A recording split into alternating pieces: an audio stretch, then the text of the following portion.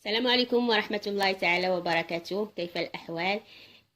طبعا كما العادة دائما كنبغيكم بصحة جيدة وكامل الراحة إن شاء الله والطمأنينة. إن شاء الله اليوم غادي نبداو درس جديد. كيف كتشوفوا معايا هذه زواقة جديدة للكروشي. تقريبا بحال الشبكة فيها هاد الكوزة هذه بهذه الطريقة هذه، ودرت فيها هاد البريد، الديكور هذا ديال البريد.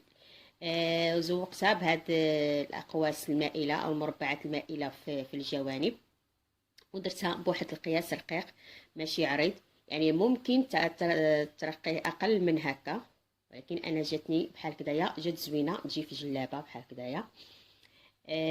كنتمنى انها تروقكم وتنال الاعجاب ديالكم. تابعوا معايا الفيديو للاخير. انا غنوريكم كيفاش غنخدم هذا البريد وكيفاش نبداو الزواقه من الاول. كنت فيها واحد شويه تاع ديال السر فاش انها تطلع بهذا الشكل هذا. تابعوا معايا الفيديو للاخير بعد الفاصل.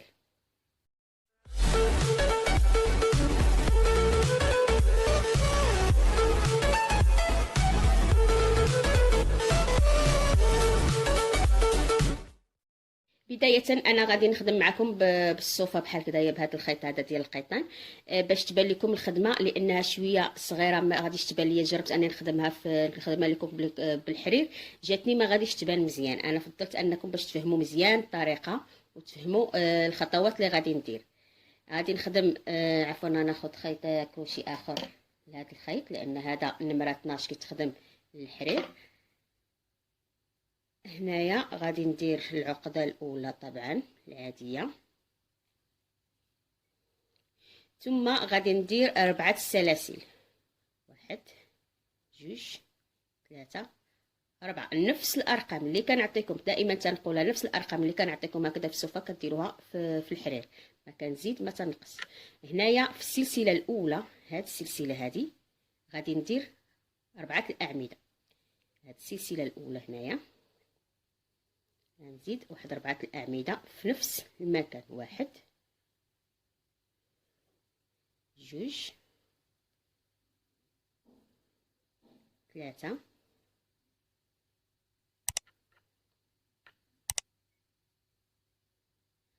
4.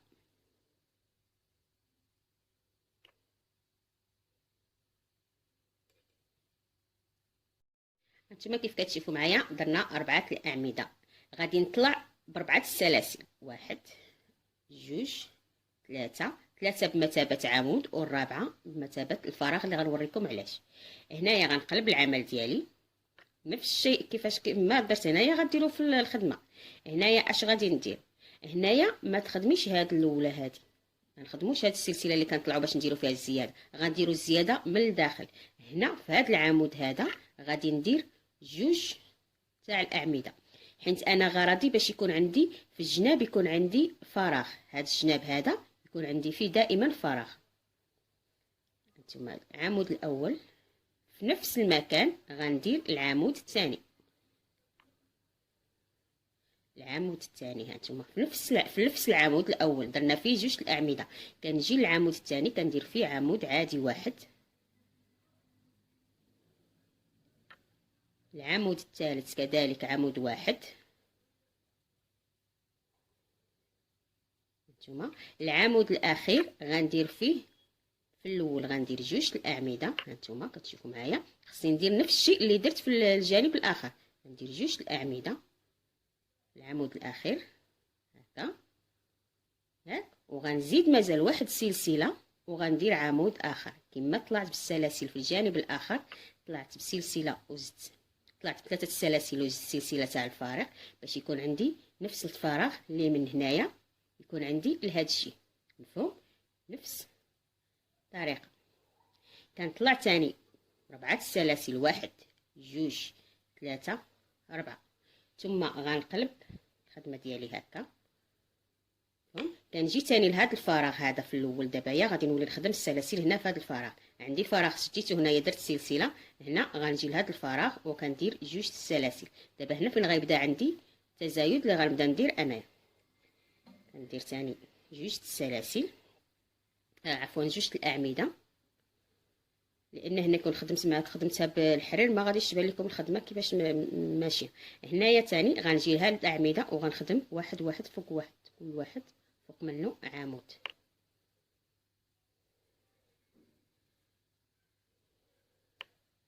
عمود ثم عمود اخر فوق هاد الاعمده كاملين.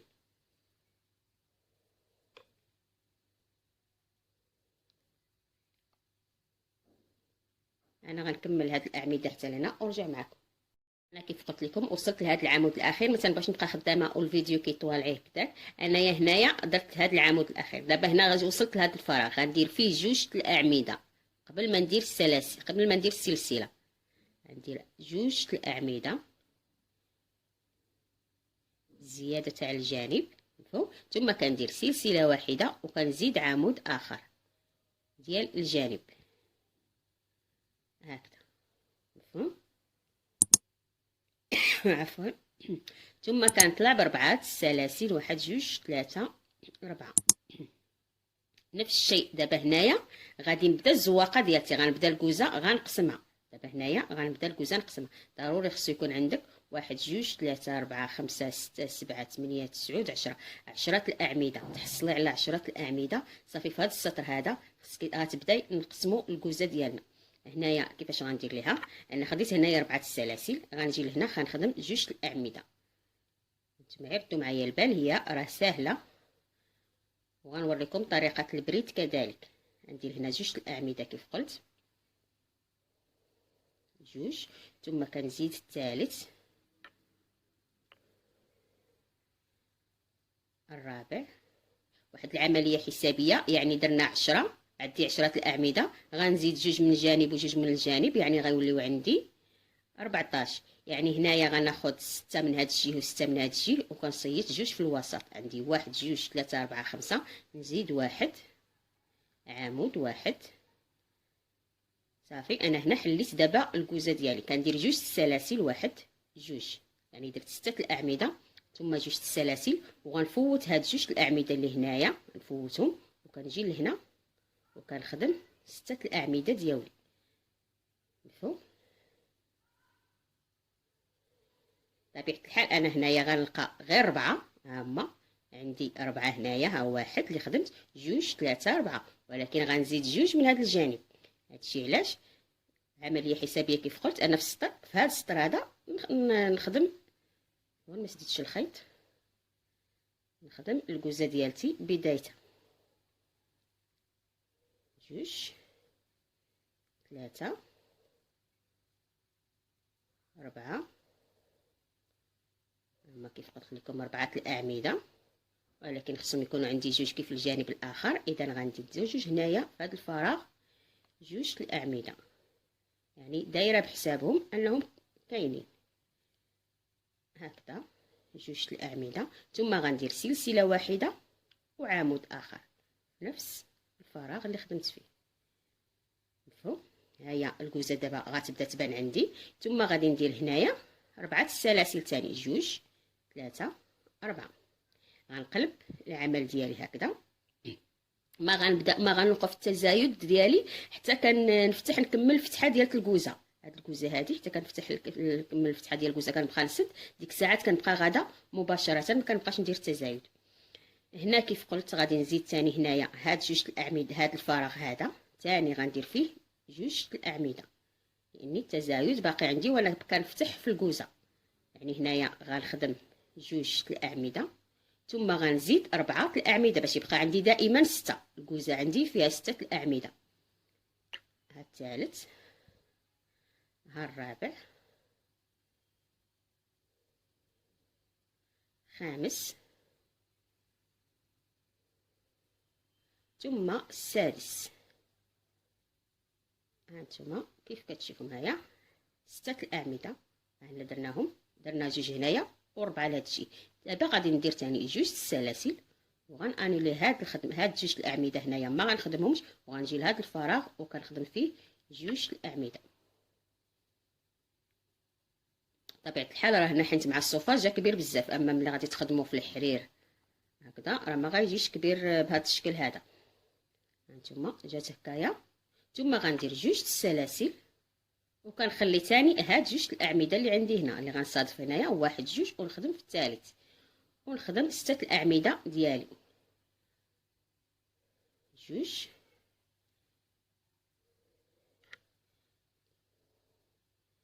ثلاثة،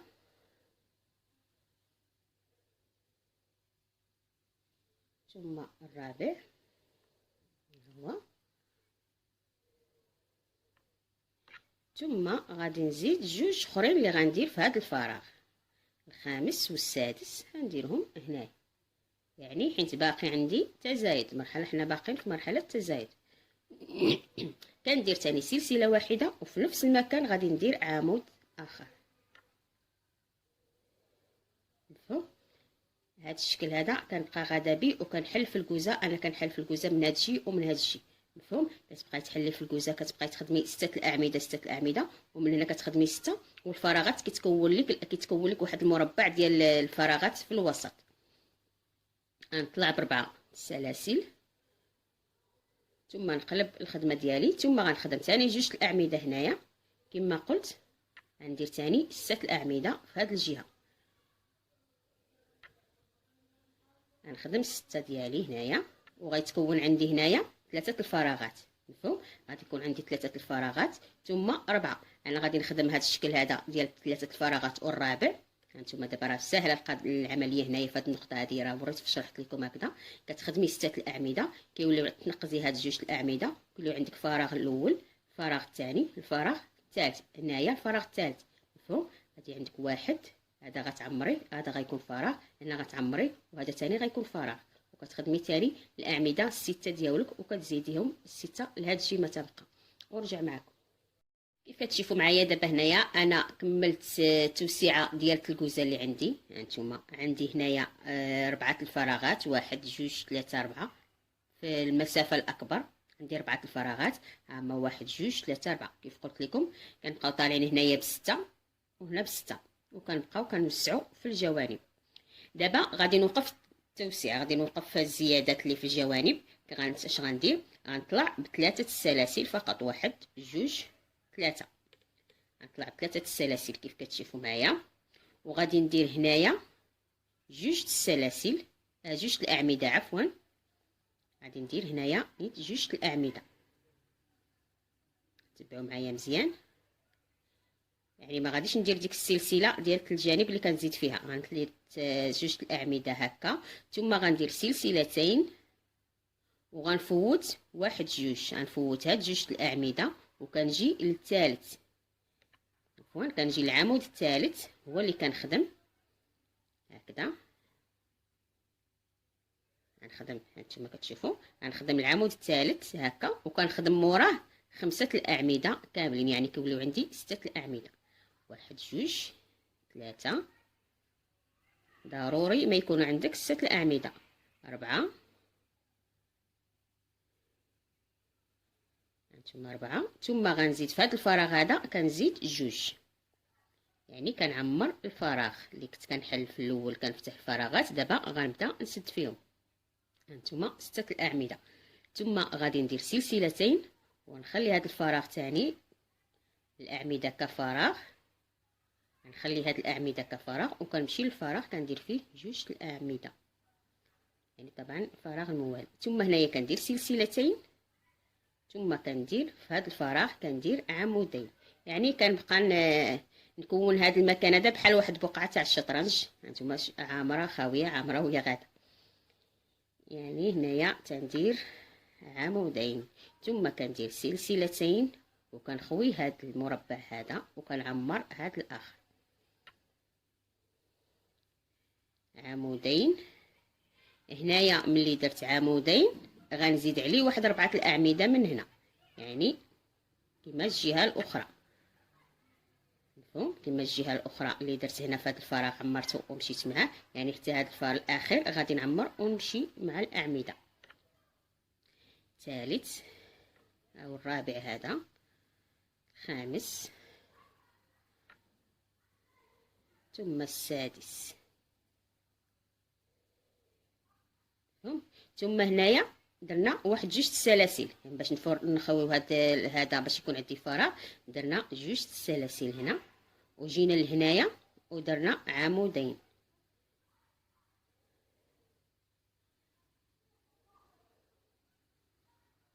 وغنزيد العمود الثالث ديال الجانب بلا ما ندير السلسله، باش يكون عندي نفس الشيء اللي عندي في هذا الجانب يكون عندي في هذا الجانب الاخر. درنا السلسله طلعنا بها ودرنا عمودين، كذلك درنا عمودين وسلسله طلعنا بها، ثم غادي نطلع بثلاثه سلاسل هكذا، وغنقلب العمود ديالي، غنقلب العمل ديالي هكا. ثم هنايا غادي نجي لهاد العمود هذا، هاد العمود الاول، باش ما نخليش هنايا غير عمود واحد، ضروري خصني نزيدو واحد العمود حداه باش ما يكونش يعني ما يكونش هنايا سلسله عمود واحد، غيكون فراغ كبير. هنايا غنزيد واحد العمود، ثم غندير سلسلتين هكذا، وكنعمر هاد الاعمده هادو، نعمر هاد الفراغ اللي جاي مورايا هنايا. يتبعوا معايا كما هانتوما شفتوا، ها هي الخدمه بقات غاده، راه واخا زدت عمود هنايا راه ما غاديش يمشي ليا التوسعه، فهمتي؟ لان هنايا انا صافي ما بقيتش كنزيد توسعه. دابا هذا العمود هذا درتو غير باش يبقى هنايا، باش ما يجيش هنايا واحد اتساع كبير. الا جيت نخدم درت غير سلاسل هنايا وجيت نخدم هذا مباشره غيكون عندي واحد الفراغ كبير هنايا. اذا درت هذا العمود الاول هنايا، ثم عمرت هاد الجوج، ثم هنايا ثاني غندير سلسلتين، يعني ثاني غادي نبدا نخوي في الجانب، غنبدا ندير هاد الشبكه غنديرها في هاد الجانب، غنخوي هاد الاعمده الاولين واحد وجوج، وكنجي للثالث كنخدم فيه اعمده ديالي الاول، وكنبقى نخدم 6 الاعمده العاديه. دابا انا كنسد في الكوزه، عفوا انا كنسد في الكوزه، نخدم معكم بشويه باش تمشيو بالشرح بشويه بشويه. كيف قلت ضروري خدموا في شي حاجه، خدمي في الصوفه، خدمي في الحرير، يعني عي جربي اي حاجه فيديو شفتيه باش تخدم باش كاستفاده، تعلمي عليه تعلمي وجربي. ها انتم هنايا ولاو عندي 6 الاعمده. وطبعا ما تنسيش الضغط على زر الاشتراك واللي لايك واللي كومونتير ديالكم الجميله اللي كتشجعني بزاف على الاستمرار. هكذا تندير دابا يا خليت فراغ هنايا، ثاني غنعمر هذا، ثاني غندير سلسلتين، ثم كنمشي ثاني. بطبيعه الحال انا غنجيب لكم موديلات زوينه غنخدمها معكم بالشرح اللي نتوما مولفين في القناه، شرح واضح ومبسط. هنا ثاني ها نتوما كتشوفوا معايا، هنايا حنا بدينا كنسدو في الكوزه ديالنا، شفتوا هانتوما هنا كانوا عندي 4 الفراغات، هنا ولاو 3 الفراغات، هنايا بداو كيتسدوا كيتجمعوا، هنايا 4 كيف قلت، هنا 3 2. هنا دابا يا غادي ندير هنايا هاد 2 الاعمده وكنخدم معاهم 4 مباشره. نعم غنخدم معاهم، هذا ما غاديش ندير 2 السلاسل هنايا، غادي نخدم 4 المتبقي، يعني درت 2 وغنسد دابا الكوزه، يعني كندير 6 هنايا، 5 6. ديما الحساب خصو يكون هو هذاك، ملي شيت لك هاد 2 عرفي راه غدا هو هذاك مزيان. عندك ثاني هنايا غادي ندير 2 السلاسل وكنرجع ثاني كنخوي هادو وكنعمر هاد الفراغ هذا، ثم غادي ندير سلسلتين لان عندي هنايا عمودين، يعني خصني ندير سلسلتين ونزيد واحد هنايا. واخا غادي نخدمو فوق هذا ماشي مشكل، كنخدمو ما كنخدموش لهذا الشيء، نخدمو فوق هذا باش ما يزينيش التزايد، كنخدمو فوق الاخير العمود الاخير ونزيد هذيك السلسله باش يكونوا عندي 2 في الاخير، مفهوم بحال هكا. خصها نمشيو في الخدمه ديالنا 1 2 3، كنقلب ثاني الخدمه ديالي هكذا هنا، ثم هنايا غادي نخدم مباشره 2 الاعمده. هانتوما كتشوفوا معايا غادي نخدم مباشره هنايا 2 الاعمده، 1 2 مفهوم. ثم غادي ندير ثاني سلسلتين، هاد الجوانب هادو عقلوا الطريقه اللي خدمنا بها واللي تمشينا بها بحال هكذا، ضروري تعقلي كيفاش درنا الخدمه هنايا، مفهوم. ثم هنايا كندير ثاني عمودين، يعني غير رجعي الفيديو الى شي مشكل او لا هذا تلقاي في الفيديو الشرح، وسيري بشويه بشويه حتى تفهمي وصافي غادي تفهميها وغادي تخدميها دغيا. هنا تاني غنخلي فراغات، هنايا غنخلي هذا الفراغ لاني كنسد كيف قلت خصني 6 تجيني لهاد الجهه، غنخلي 2 ونزيد الثالث وكنخدم 6 الاعمده تاوعي. مفهوم؟ ها هما الفراغ ديال الجانب كيبدا كيتكون ليا، هانتوما كيف كتشوفوا كندير هنايا 6 الاعمده،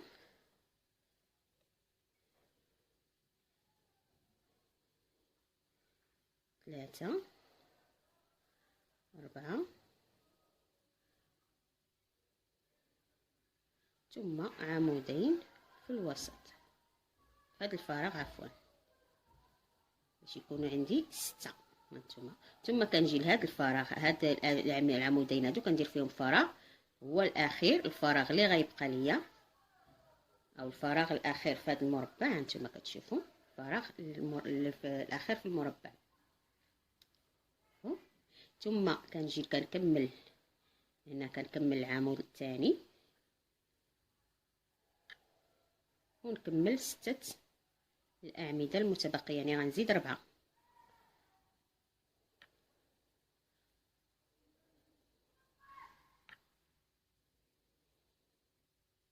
الرابع، وكيبقاو في الجانب ثاني كيبقى عندي 2 تاني، وكندير فراغ ثاني هكا ونعمر الفراغ الموالي. ثم هنا كاين أعمدة كندير فيه فراغ هكذا، هنا فراغ غندير سلسلتين، ثم كنجي لهذا الفراغ وكندير عمودين هكذا، عمودين، ومباشرة كنمشي لهاد السلسلة الأخيرة وكندير فيها عمود، ما كندير لا سلسلة لا والو.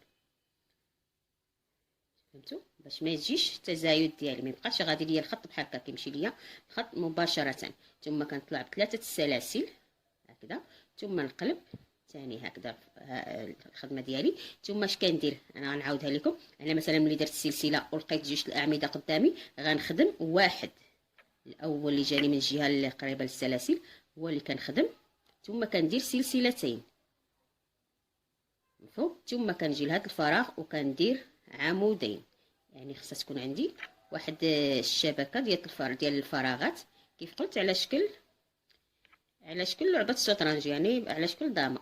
هانتوما كتشوفوا معايا بحال مربع ملون ومربع ابيض واسود، يعني هانتوما بحال هذا الشكل هذا. هنايا ثاني انا درت عمود في العمود الاول، طلعت ب3 السلاسل ودرت عمود في العمود الاول، ثم درت عمودين في الفراغ الموالي مباشره، ثم غادي ندير دابا سلسلتين وكنمشي ثاني مع هذا الفراغ كندير ثاني عمودين. هانتوما هذا هو طريقه اغلاق الكوزه بهذا الشكل هذا. هانتوما كيف قلت هذا هو الفراغ الاخير اللي عندي. غادي نجي لهنايا 1 2 كنقز هذا الفراغ، ندير سلسلتين في الاول، ثم كنفوت هاد العمودين وكنجي للعمود الثالث هانتوما ونخدم.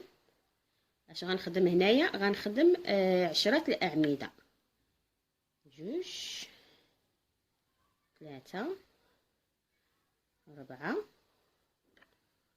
كما بديت في الاول، 4 5 غنعمر هذا الفراغ هذا 6 مفهوم. كما بديت في الاول غتستعدي، خصها ضروري تستعدي الكوزه كما بديتها في الاول 6. كما قلت راه غير واحد العمليه حسابيه كتحطي الموديل ديالك هو هذاك. 7 شحال حسبنا؟ 1 2 3 4 5 6 7 8 9 10، يعني خاص يجي الحساب هو هذاك. ندير 10 ووصلتوا ليا 2 من الجانب، كما خليت 2 من هذا الجانب وصلتوا ليا 2 من هذا الجانب، وكتكون الكوزه بهذا الشكل هذا مفهوم. يعني كما بديت 10 هنايا في هذا السطر الاول ساليتها ب10 في السطر الاخر او في ملي سديت الكوزه. غنمشي ثاني كندير في الشبكه ديالي التوسيع ديال الشبكه ديالي من الجانب، وملي كنبدا ثاني كنكمل كنبغي نحل ثاني الكوزه راه كنمشي بنفس الطريقه اللي جيت من هنايا باش ملي في العشرة كنبدا نعمر تاني هاد الفراغات اللي كيغيجيوني في الجناب، كنبدا نعمرهم وانا غاده، لاني انا غنلقى الفراغات ديالي كاينين، ما نحتاجش نزيد في التوسيعه، لان هنايا كنا كنزيدو في التوسيعه. هنا لا، غنلقى هاد الفراغات كاينين، كنبدا نعمر بهم. كنبقى غاده 6 وكنزيد وانا كنحل حتى كنوصل لواحد السطر، واحد جوج ثلاثة الرابع، صافي كنبدا تاني نسد، يعني 4 المربعات 4 الفراغات، وكنبدا تاني نسد. مفهوم؟ بهذا الشكل هذا كنبدا غاده هكايا، ثم تاني كنبدا نسد في الكوزه، ثم كنبدا نفتح فيها، وانا عندي هاد الفراغات كيف قلت هما اللي كنعمر بهم، كنوسع بهم الكوزه ديالي، ما كنبقاش نوسع في الموديل. كنتمنى ان الشرح يكون واضح ومستوفي في الشرح. انا دابا غنوريكم كيفاش خدمت هاد البريد هذا. كتشوفوا انتم كيف كتشوفوا معايا هنايا، انا كملت السطر بالاعمده وعمرت هاد الفراغات هادو. هنا كيف قلنا سابقا كنديروا عمود فوق العمود الاخير، وكنديروا عمود في السلاسل اللي كنطلعوا بهم، يعني عمودين كيبقاو عندنا من بعد ما كنفتحوا واحد الفراغ. هنايا نتوما نفس الشيء في الجهه الاخرى، يعني نفس الشيء خصك ديري في الجانب. مفهوم؟ هنايا كان عندنا جوج الاعمده، هنا كذلك عندنا جوج الاعمده، هنا طلعنا درنا بلاصه الفراغ، هنا طلعنا درنا باش نديرو فراغ، درنا عمود تاع السلاسل ثم عمود واحد، كذلك هنا سالينا بعمود فوق هاد الاعمده ثم عمود فوق السلاسل. ان شاء الله ندير معكم هاد الحبيك هذا في الفيديو القادم. فقط اشتركوا في القناه باش يوصلكم الجديد ديالي ان شاء الله. في الفيديو القادم غنوريكم كيفاش غادي نديروا الحبيك ديال هاد البريد هذا، البريد ديال الديكور تاع البريد غنوريكم بالتفصيل كيفاش كيكون وبدقه، باش تفهموا اكثر. ما بغيتش نطول الفيديو لان غادي يزيد طوال الا بديت كنشرح في البريد. كنتمنى انكم تستافدوا من الدرس وتجربوه، هو كيجي زوين كيف قلت لكم على جلابه. وانا ما غنعطلش لكم هذا البريد، ضروري غادي نديرو لكم مورا هذا مباشره. شكرا للجميع والى درس اخر ان شاء الله.